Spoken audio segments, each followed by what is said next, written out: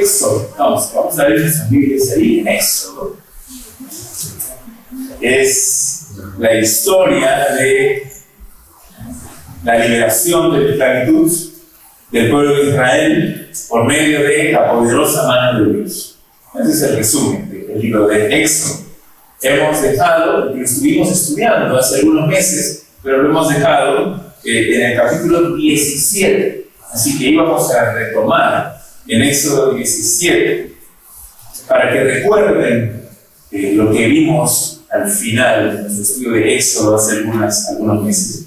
Vimos 3 episodios de murmuración del pueblo de Israel. Y murmuración acerca de asuntos básicos, asuntos esenciales para la vida. Por ejemplo, en primer lugar, vimos que se quejaban de falta de agua. Entonces Dios proveyó para ellos agua que puedan tomar. En segundo lugar, se quejaron que no tenían que comer. Entonces Dios proveyó el maná. Y durante 40 años les dio de comer maná.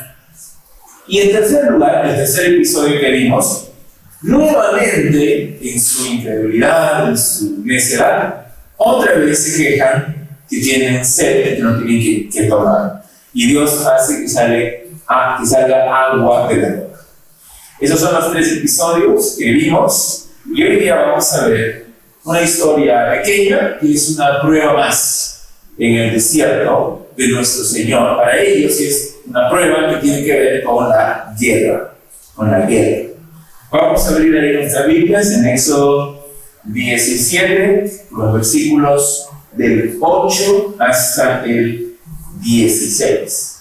Del 8 al 16. Esta es la historia breve que vamos a leer hoy día, vamos a estudiar y vamos a sacar algunos principios para nuestra propia vida hoy día también. Entonces vamos a leer primero todo el pasaje. Dice: entonces vino Amalek y peleó contra Israel en Refidim. Y dijo Moisés a Josué: escógenos varones y sal a pelear contra Amalek. Mañana yo estaré sobre la cumbre del collado y la vara de Dios en mi mano. E hizo Josué como le dijo Moisés, peleando contra Amalek. Y Moisés y Aarón y Hur subieron a la cumbre del collado. Y sucedía que cuando alzaba Moisés su mano, Israel prevalecía. Mas cuando él bajaba su mano, prevalecía Amalek. Y las manos de Moisés se cansaban, por lo que tomaron una piedra y la pusieron debajo de él, y se sentó sobre ella, y Aarón y Hur sostenían sus manos, el uno de un lado y el otro del otro, así hubo en sus manos firmeza hasta que se puso el sol. Y Josué deshizo a Amalek y a su pueblo a filo de espada. Y Jehová dijo a Moisés: escribe esto para memoria en un libro, y di a Josué que raeré del todo la memoria de Amalek de debajo del cielo. Y Moisés edificó un altar y llamó su nombre Jehová Nisi. Y dijo: por cuanto la mano de Amalek se levantó contra el trono de Jehová, Jehová tendrá guerra con Amalek de generación en generación. Ya vamos a algunos puntos entonces en esta historia. En primer lugar, el escenario de la batalla en el versículo 8 es Refidim. Moisés empieza abruptamente esta historia sin especificar la razón por qué los amalecitas atacaron a Israel. Sin embargo, conforme avanzamos en nuestro estudio de la Biblia y conocemos mejor las Escrituras, aprendemos algunas claves de Amalek para entender esta historia. En primer lugar, ¿quién fue Amalek? ¿Quién fue Amalek? Vamos un momento a Génesis, capítulo 36. Génesis 36. 12. Génesis 36, 12. 12. Dice: y Timna fue concubina de Elifaz, hijo de Esaú, y ella le dio a luz a Amalek.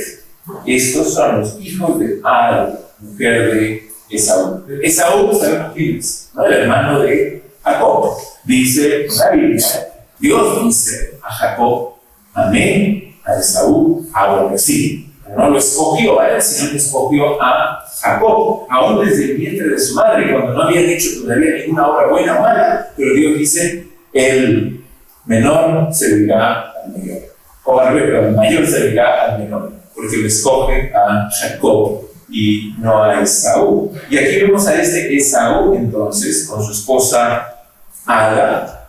Ambos tienen un hijo que se llama Elifaz, está en este versículo, y la concubina de Elifaz, no su esposa, pero su concubina se llamaba Timna, y el hijo es Amalek. Es decir, el nieto de Esaú es Amalek. Eso es en primer lugar. En segundo lugar, los amalecitas son enemigos históricos de Israel. Ya vimos su origen, pero luego se desarrollan como pueblo, y este pueblo son enemigos siempre de Israel. Vamos a ver un ejemplo. Aquí los atacan, pero no solamente aquí, sino que en varias otras oportunidades también. Fíjense en Números, por ejemplo, Números 14. Números 14, 43. Dice, porque el amalecita y el cananeo están allí delante de vosotros y caeréis a la espada. Dios está hablando a su propio pueblo, porque su pueblo ha sido rebelde, no le hizo caso. Entonces les dice, el amalecita y el cananeo los estarán esperando y ustedes caerán a la espada, pues por cuanto os habéis negado a seguir a Jehová, por eso no estará Jehová con vosotros. Sin embargo, se obstinaron en subir a la cima del monte, pero el arca del pacto de Jehová y Moisés no se apartaron de en medio del campamento. Y descendieron el amalecita y el cananeo que habitaban en aquel monte, y los hirieron y los derrotaron, persiguiéndolos hasta Oreb. El amalecita, siempre en contra de Israel.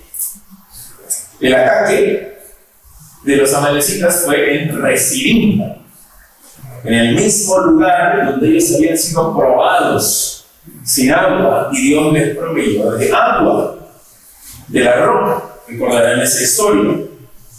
Entonces, en primer lugar, sabemos quién es Amalek, su origen como nieto de Esaú. En segundo lugar, es un pueblo enemigo de Israel, siempre. Y en tercer lugar, este ataque específico que ellos recibieron, el recuerdo de este ataque, quedó en su memoria durante muchos años. Y Dios le dio un mandato específico al pueblo de Israel antes de entrar en la tierra prometida acerca de Amalek. Fíjense lo que dice en Deuteronomio 25. Deuteronomio 25, a las puertas de la tierra prometida, esto es lo que Dios dice. Deuteronomio 25, 17.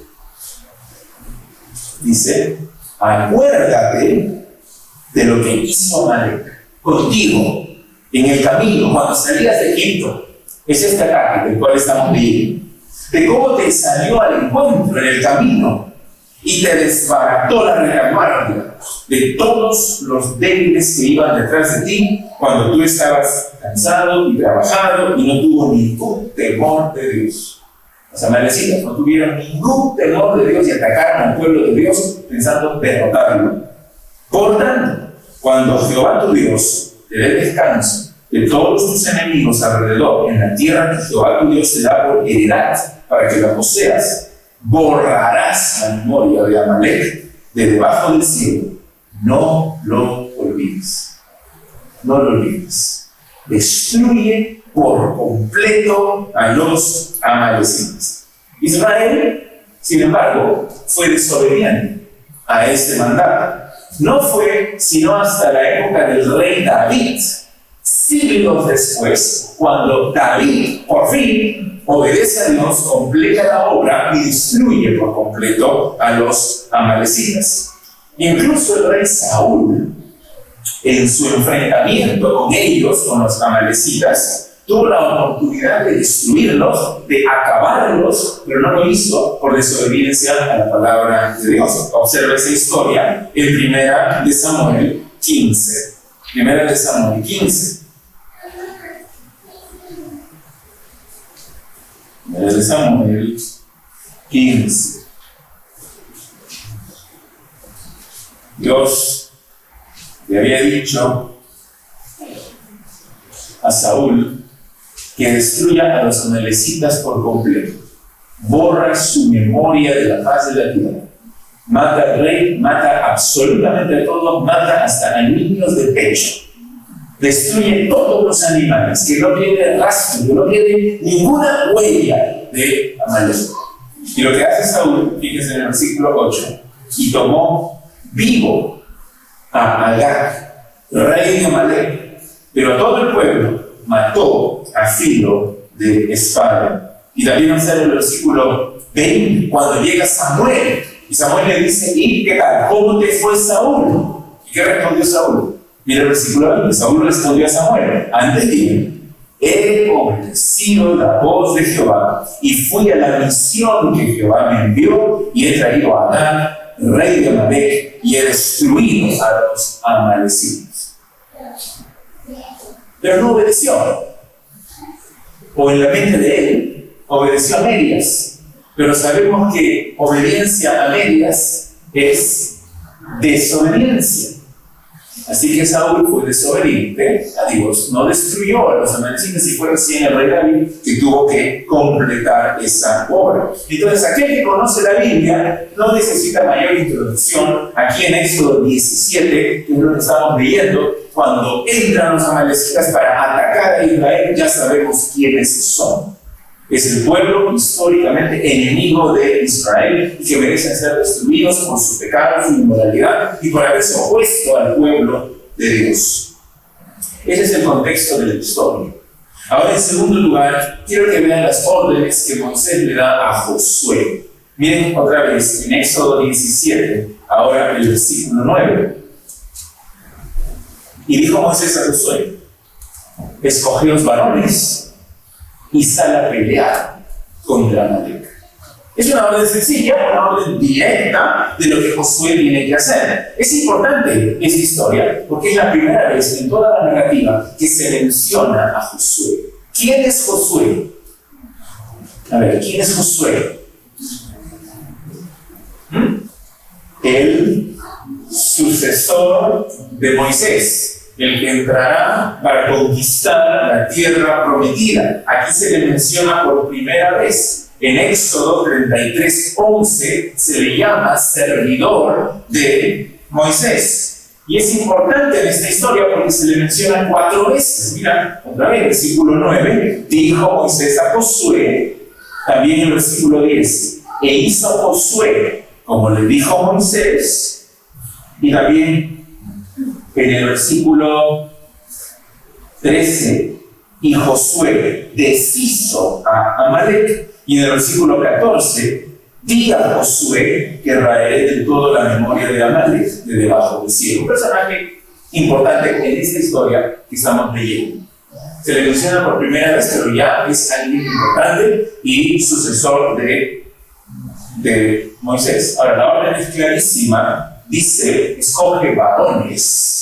No tenía él todavía cuáles eran los criterios para escoger a los varones aptos para la guerra, aunque se lo vamos a ver después. En Números, capítulo 1, versículo 45, dice que tenían que ser hombres saludables, mayores de 20 años. Y seguramente fueron los criterios que él siguió.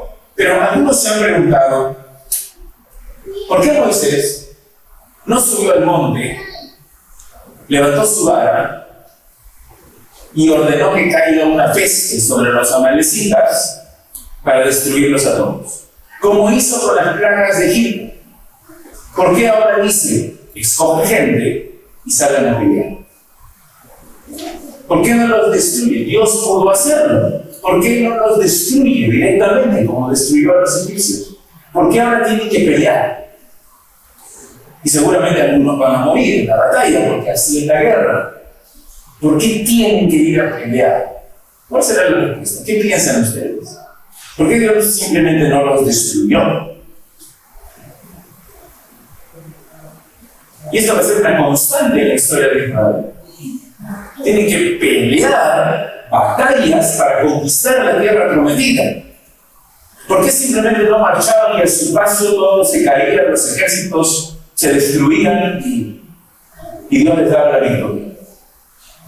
¿Por qué debían pelear?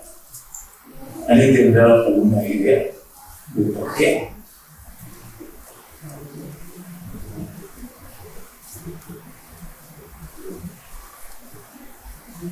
Bueno, sí es una batalla, pero tienen que empezar a confiar en el Señor, a actuar en dependencia del Señor. El Señor no va a hacer todo mientras ellos están sentados cruzados de brazos. Tienen que comenzar a actuar confiando en el Señor. Y eso es lo que significaba lo que Moisés les dice en estos versículos. Fíjate otra vez, ahí en el versículo 9. Escoge varones, sal a pelear. Mañana yo estaré sobre la cumbre del collado y la vara de Dios en mi mano. Sí, es una batalla, tienen que pelear, pero no van a estar solos, porque yo voy a estar en la cumbre del monte y voy a estar con la vara de Dios en mi mano. ¿Y por qué es importante la vara de Dios? ¿Qué representa esa vara? Representa el poder de Dios, porque ordenó las plagas, abrió el mar rojo con esa vara, y también representa la presencia de Dios. Así que Dios está ahí, Dios va a pelear por ellos, y al final Dios les dará la victoria, pero ellos tienen que salir al campo de batalla y pelear. Entonces, es importante un principio para nuestra propia vida también. Porque hay una filosofía que enseña que el creyente tiene que descansar en el Señor. Y debe descansar por completo en el Señor. No hay que hacer nada porque Dios va a hacer todo. Y nos cruzamos de brazos. Pero eso es mentira. Eso, lo que nosotros tenemos que hacer es obedecer al Señor. Y Dios obrará por medio de nuestra obediencia también. Tenemos que confiar en Él. Tenemos que aprender a depender de Él. No puedes cruzarnos de brazos. Tienes que vivir la vida cristiana. Tienes que disciplinarte espiritualmente. Tienes que obedecer su palabra. La siguiente frase ahí es interesante. Cuando Moisés dice: yo estaré sobre la cumbre del collado y la vara de Dios en mi mano. No es confianza en la vara. La vara no tiene ningún poder por sí misma, sino, como ya hemos visto, es la vara que representa, que simboliza el poder de Dios y la presencia de Dios a favor de Israel. Entonces, esas son las órdenes.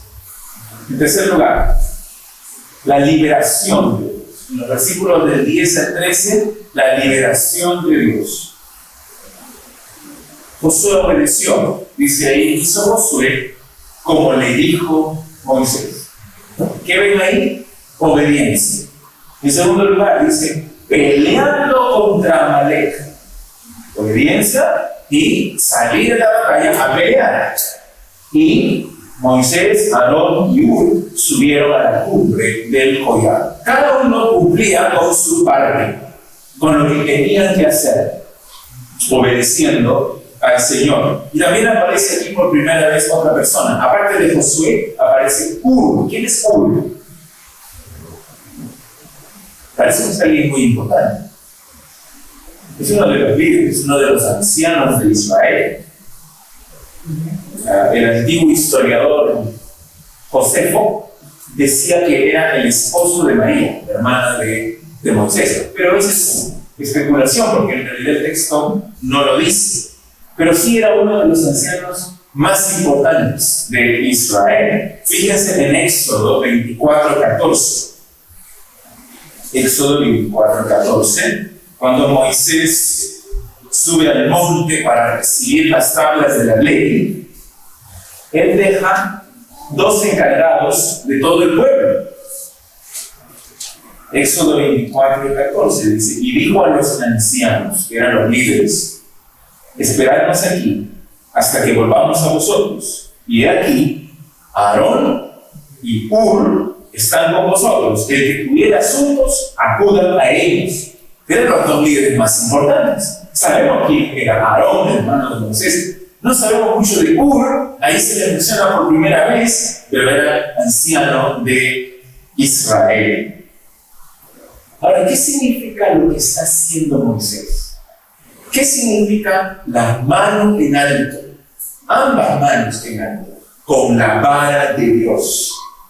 ¿Cuál es el significado? Algunos dicen, y seguramente ustedes lo han leído en algún libro devocional, algunos dicen que aquí se está enseñando el poder de la oración. Que Moisés está levantando sus manos orando al Señor.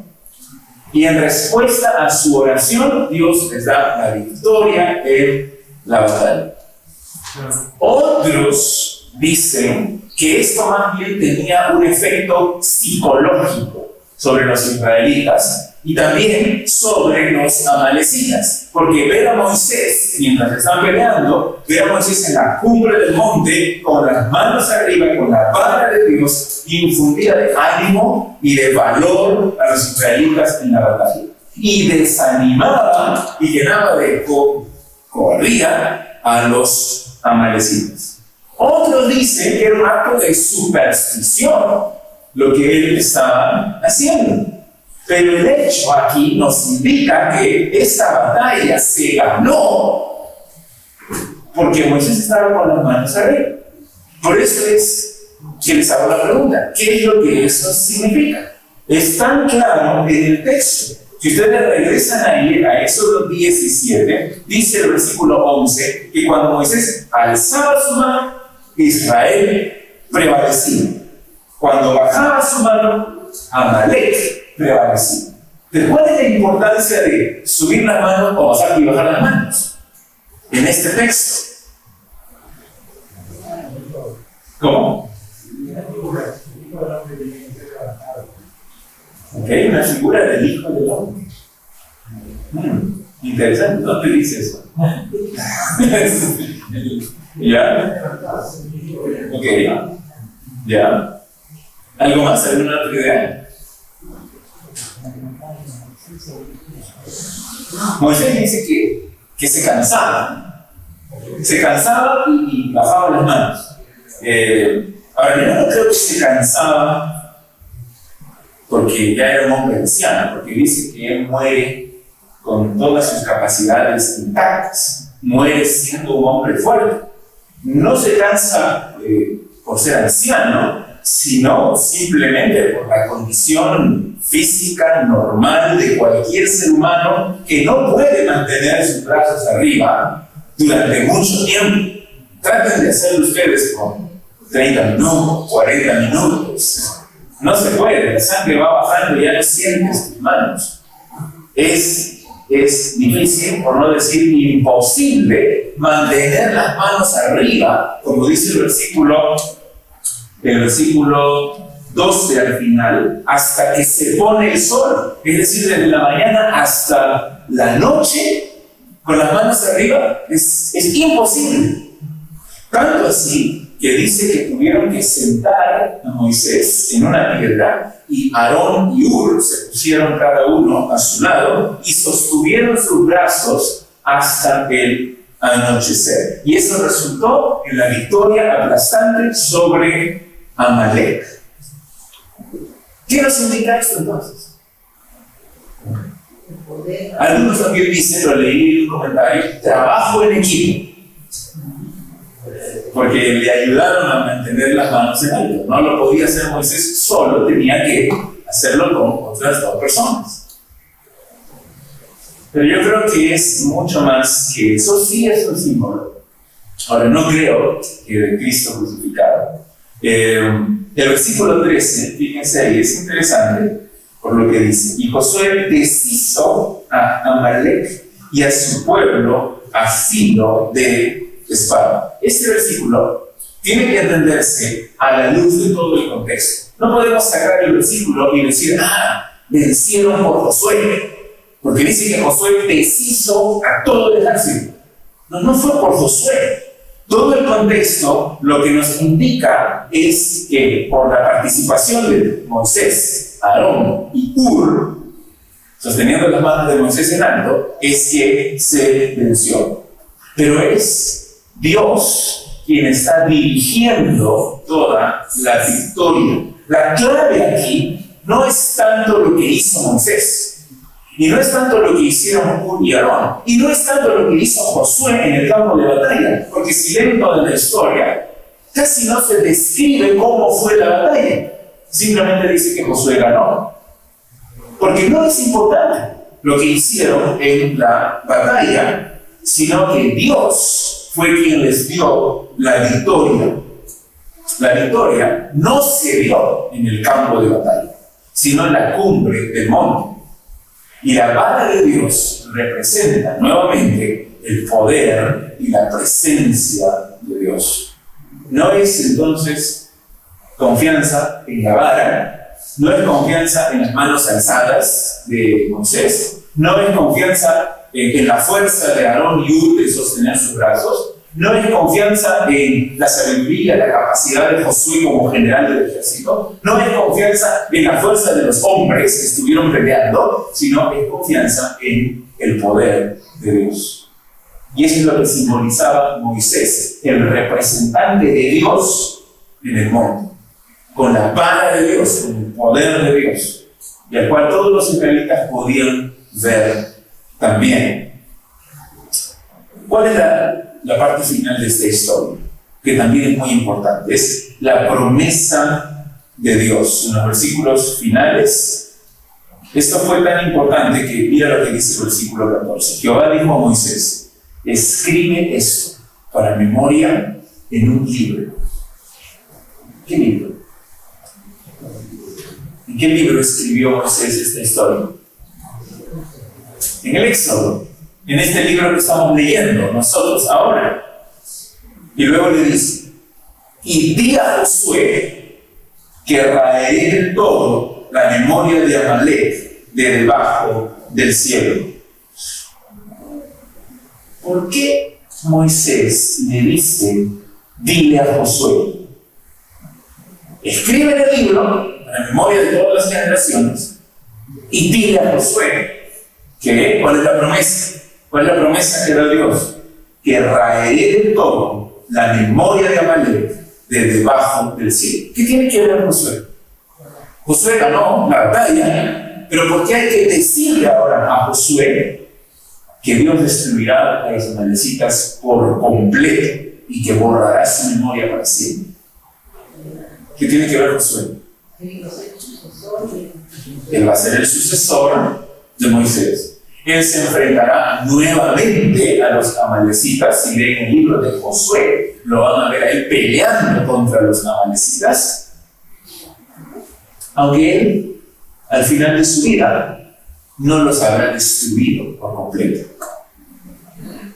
Sin embargo, él murió confiando en la promesa de Dios.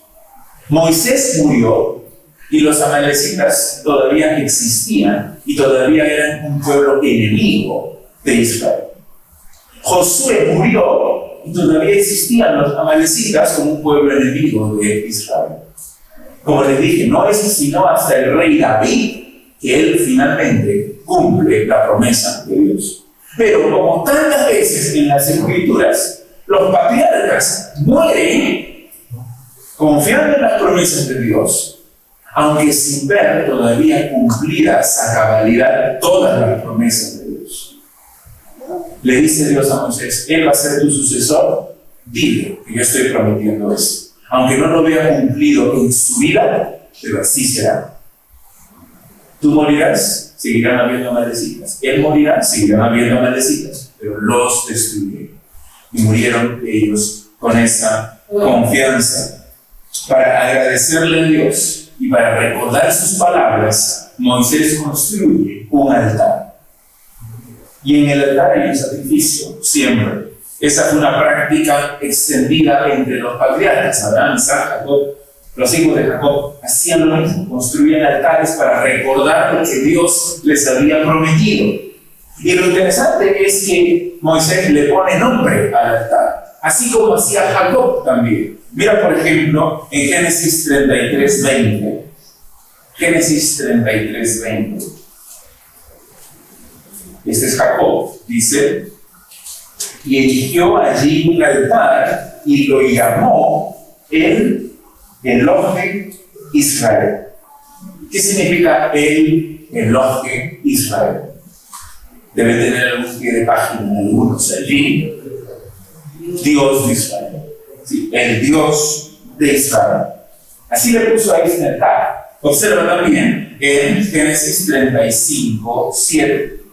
35:7. También Jacob. Y edificó ahí un altar y llamó al lugar el Betel. ¿Qué significa el Betel? Dios de Betel. ¿Qué es Betel? Casa de Dios. Le pone nombre, porque allí le había aparecido Dios cuando huía de su hermano. Y Moisés hace lo mismo. En este caso, ¿cuál es el nombre que Moisés le pone al altar? Jehová Nisi. ¿Y qué significa Jehová Nisi? Significa Jehová es mi estandarte.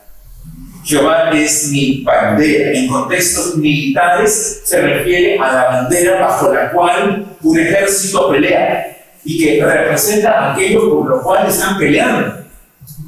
Siempre va al frente del ejército, la bandera, el estandarte. Y todo el ejército pelea por ese símbolo, pelea por lo que representa esa bandera. En este caso, ¿por qué peleaban ellos? ¿Cuál es su bandera? Jehová. Jehová es mi estandarte. Por él peleamos y por él tenemos la victoria en la batalla. El versículo 16, precisamente, el versículo final, es la explicación de por qué le pone ese nombre. Jehová Nisi, y dijo en el versículo 16, por cuanto la mano de Amalek se levantó contra el trono de Jehová, Jehová tendrá guerra con Amalek de generación en generación. Este versículo 16 es importante en la historia porque dice que Amalek, ¿qué hizo? ¿Cómo se describe aquí lo que hizo Amalek? La mano de Amalek se levantó contra el trono de Dios. ¿Qué es lo mismo que hizo Moisés? Dice que Amalek levantó sus manos contra el trono de Dios, contra el reinado de Dios, contra el dominio de Dios, contra la soberanía de Dios. Se atrevió a ir en contra de la gloria y la majestad de Dios. ¿Y qué hizo Moisés en respuesta? Levantó sus manos. ¿Pero con qué levantó sus manos? Con el estandarte de Jehová. Y los amalecitas fueron destruidos. Y Dios promete: Jehová tendrá guerra con Amalek de generación en generación, hasta que los destruya por completo. Hoy no existen amalecitas, porque Dios destruyó a este pueblo porque se osaron, se atrevieron a levantarse en contra, ¿qué dice? En contra del trono de Jehová, en contra del trono de Dios. Es similar a la misma verdad que vimos hoy día en la mañana. ¿Qué es lo que hace el hombre pecador? Reemplaza, cambia la gloria de Dios por la gloria de las imágenes de hombres, de aves, de cuadrúpedos y hasta de reptiles, dice Pablo. Degenera en su conocimiento de Dios, se atreve a rebelarse contra Dios, a ir contra su gloria y majestad, y más bien prefiere confiar en sí mismo y en sus propios ídolos. ¿Y qué es lo que pasa con ellos? Con este tipo de personas que son necias. La ira de Dios se revela contra ellos. Es lo que ocurrió con los amalecitas. ¿Cuál fue su terrible pecado? ¿Por qué Dios promete que los va a destruir para siempre? ¿Cuál fue el terrible pecado que cometieron? Levantarse en contra del trono de Dios, del Rey, del Soberano. No es cualquier cosa ofender la gloria de Dios. Como dijimos en la mañana, es la raíz de todo el pecado, de toda la inmoralidad y de toda la injusticia del ser humano. Que nosotros no caigamos en lo mismo, sino que vivamos siempre para la gloria de Dios. Que nos guardemos de los ídolos. Que no nos atrevamos a ir en contra de su palabra y a ir en contra de su majestad y de su gloria, sino que nos humillemos y vivamos siempre para Él. Que podamos decir, como dijeron ellos, Jehová es mi estandarte, es mi bandera, es aquello por lo cual doy mi vida, aquello por lo cual peleo, y aquel que me da la victoria. Y así debe ser.